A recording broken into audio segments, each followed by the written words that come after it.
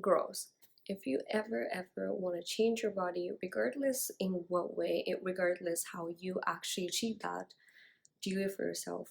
Don't do it for anyone else, because in that way you will never be happy and you will never feel like you're good enough.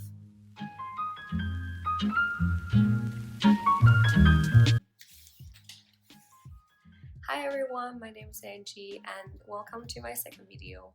I recently caught cold, so my voice still sounds a little bit weird. I do apologize for that and hope you guys don't mind. Today I basically just want to sit down and chat with you guys on the topic of body positivity and body image. I feel like this is a very popular topic, at the same time very sensitive as well. A lot of people are talking about it, a lot of people are sharing their own experiences. I do want to touch on it a little bit more since my experiences might not exactly the same as everyone else, and I feel like by sharing with you guys, maybe it could help you guys a little bit. Especially with social medias nowadays, it's very hard to, I would say, have or build a positive body image or build like a positive mindset about it. For example, myself, I wouldn't lie, I follow a lot of pretty girls on social media, especially on Instagram. So on a day-to-day basis, whenever I'm scrolling down, whenever I'm checking their profile, I always have this kind of moments that I wish I could have their body or I wish that I could be them.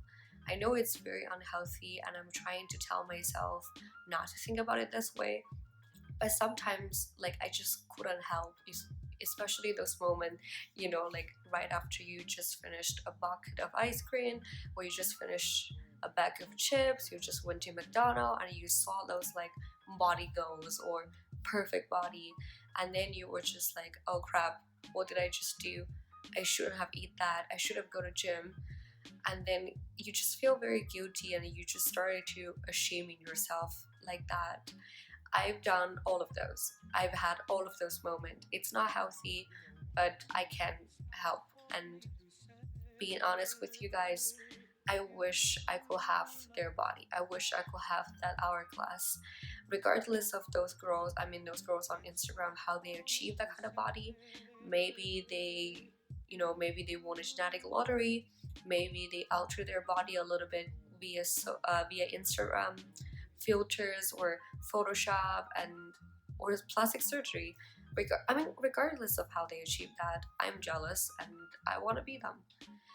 I'm I feel like I'm not really the only one having this kind of problem, and if you guys do feel the same, just comment down below so let me know that I'm not really the only one on this journey.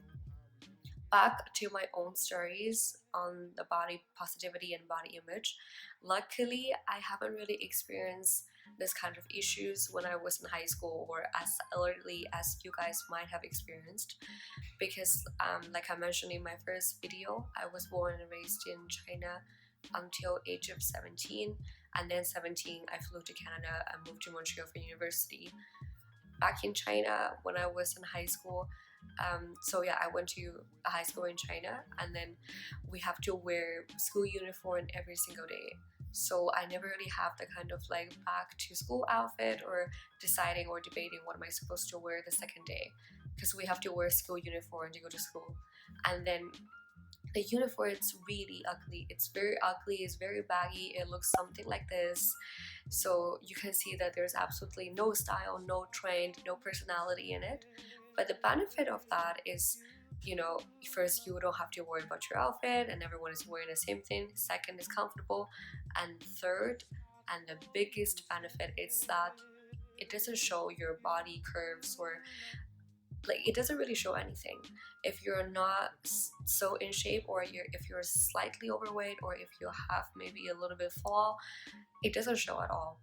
So we're in that for 3 years, and with my classmate and with everyone else in high school, I never really had like body image problem, or maybe I have, but then it was so minimized to the point that it doesn't really matter. So in a way that I feel very lucky, I didn't experience that at a very early age. But then everything changed when I moved to Canada. In university, everyone can wear whatever they want.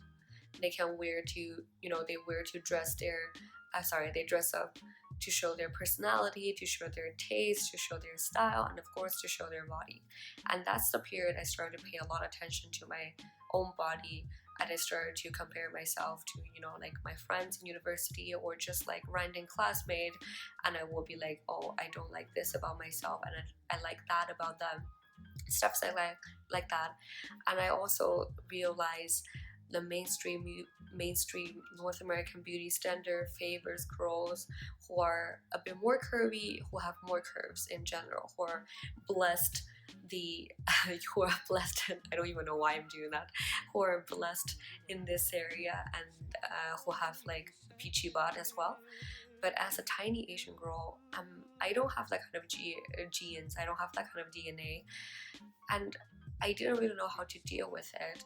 And everything hit the very worst part when there was this one time I went to a party with a bunch of my friends, and everyone is talking, everyone is drinking, and guys talking about girls and girls talking about guys.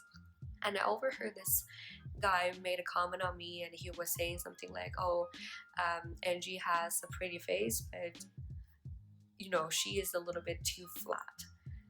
Yes, too flat. That's how he was describing me. I was being labeled too flat, and that hurted me so much. And it makes me feel like flat is not okay, and flat is not beautiful. I'm supposed to look curvy, and I'm supposed to have that.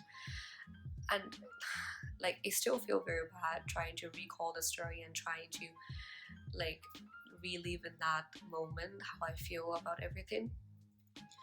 So I was at a very bad point of I don't even want to wear leggings to go to gym because I'll be so self-conscious, and I don't want other people to think that I don't have curves and that I'm flat and I don't have a butt. I will spend so much time watching YouTube videos and checking how and learning how to build glutes and how to have the kind of peachy butt. I was not happy, of course.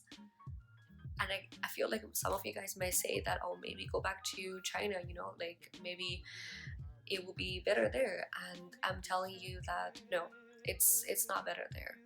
Whenever I go back home for summer vacation, or just whenever I'm home, I will have or receive the comments from my family and my friends saying something like I'm a little bit too big for my size and I should be slimming down a little bit. And yes, those comments are made by my friends and my family member who should be loving me for who I am and who should care and always want the best for me. And receiving comments like that from them was even worse because they are not strangers, right? And they just feel like I could do better and I could look better, and that doesn't necessarily help with my self-confidence. And just for information, I am 5'3" and I weigh something like 110 to 115 pounds. It changes and fluctuate from time to time.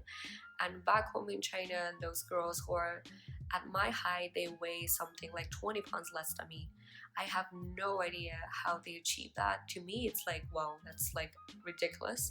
But there are tons of girls there in my home who weighs like that, and then so it makes my family and my friends back home feel like, oh, that is normal and you should be able to achieve something like that.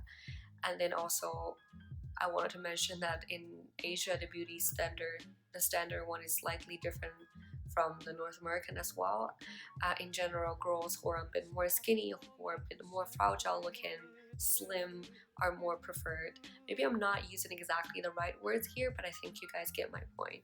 So I don't necessarily fit into that standards anymore.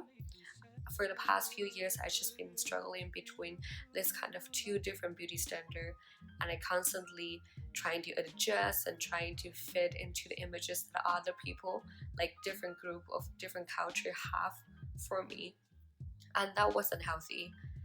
And I'm still in the process of trying to improving my self-confidence on my bodies and everything. It's very hard to say like something like, oh, like to find a balance to build your self-confidence, but it's very hard when you have to take actions, or when you have to adjust your mind or attitude, or like whatever you have in your brain, to be positive on it. That's my own experiences.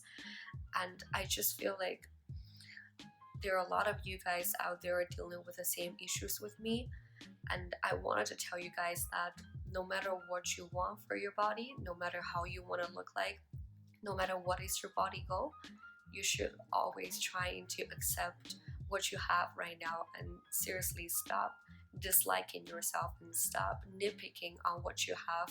It's really, really the first step. And then you can try to figure out a plan of going to the gym, or pick up a different kind of diet, or figure out whatever it's the best for you. And if you would like to change your body through plastic surgery, in my opinion, that is totally, totally fine. As long as you do it for yourself, and as long as you feel confident afterwards, I feel like it's totally worth it. It's just, to me, that going through plastic surgery, it's a very, very brave action. It takes a lot of courage mentally and financially to go through that kind of process. So even if you want to achieve a body goals like that, you do it. Like, I support that fully, and I do really feel like those girls who went through those procedures of recovering and everything, they're beautiful and they're very brave. Anyway, I just want to say that do it for yourself, and then don't ever do it for any other people, because otherwise you will never feel happy in whatever standards that you're trying to fit in. And also, please remember that maybe you're very far away, or slightly far away from the body goals that you have, but there are already a lot of people out there who are trying very hard to achieve what you have already. So you're already very beautiful girls, and I wish all of us, even including myself, will always remember that every single day. So that's much it. That's pretty much my second videos, and thank you guys so much for staying till the end again, and I'll see you guys next time. Hey.